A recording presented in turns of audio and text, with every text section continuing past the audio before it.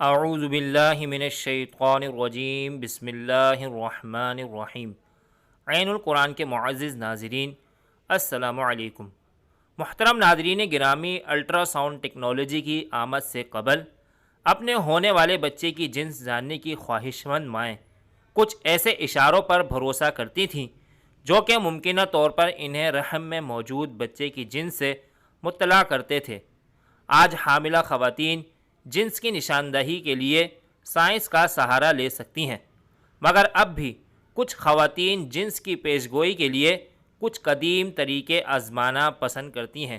اگر آپ بھی اس حوالے سے متجسس ہیں تو جنس کی پیشگوئی کے لیے ان میں سے چند طریقے استعمال کریں اور دیکھیں کہ آپ کا نتیجہ کیا نکلتا ہے۔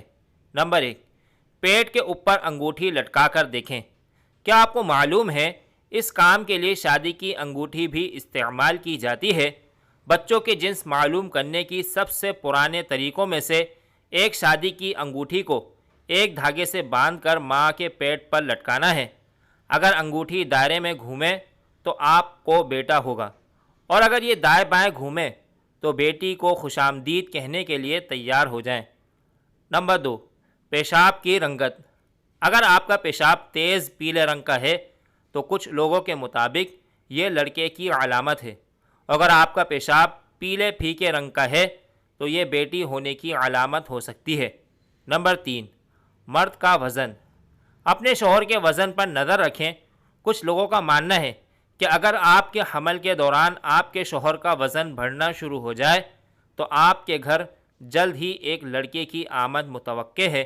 اگر شوہر اپنا وزن برقرار رکھیں تو یہ لڑکی ہونے کا اشارہ ہو سکتا ہے۔ نمبر 4، بال بڑھنے کی رفتار۔ کچھ لوگوں کے مطابق وہ خواتین جن کو بیٹے کی پیدائش متوقع ہوتی ہے، ان کی ٹانگوں کے بال تیزی سے بڑھتے ہیں، جبکہ اگر خاتون کے رحم میں لڑکی ہو تو بال بڑھنے کی رفتار مناسب ہی رہتی ہے۔ نمبر 5، ڈبل روٹی کے خشک حصے کھانا۔ کچھ بوڑھی خواتین مانتی ہیں اگر رحم میں لڑکا ہو تو مائیں ڈبل روٹی کے خشک حصے کھانے سے کتراتی نہیں ہیں، جبکہ اگر لڑکی ہو تو مائیں خشک حصے کھانا پسند نہیں کرتی۔ مزید اسلامی اور معلوماتی ویڈیوز حاصل کرنے کے لیے ہمارے چینل کو ضرور سبسکرائب کریں۔ شکریہ۔